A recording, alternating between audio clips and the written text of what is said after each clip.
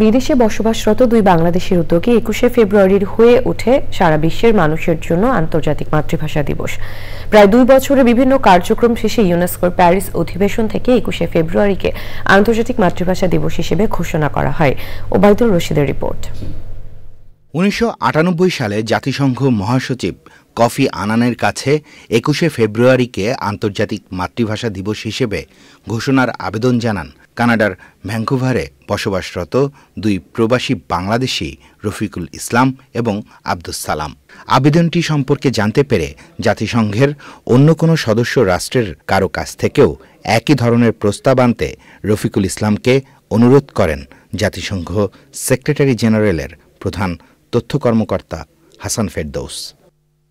এরই পরিপ্রেক্ষিতে mother language lovers of the world নামের একটি সংগঠন করেন রফিকুল ইসলাম এবং আব্দুস সালাম। কয়েকজন ভিন্ন ভাষাভাষীকে সাথে নিয়ে কফি আনানের কাছে আবারও চিঠি লিখেন তারা।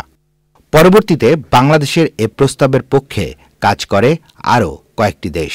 ১৯৯৯ সালের ১৭ নভেম্বর অনুষ্ঠিত ইউনেস্কোর প্যারিস অধিবেশনে ২১শে ফেব্রুয়ারিকে আন্তর্জাতিক মাতৃভাষা দিবস হিসেবে ঘোষণার প্রস্তাব উত্থাপিত হয়।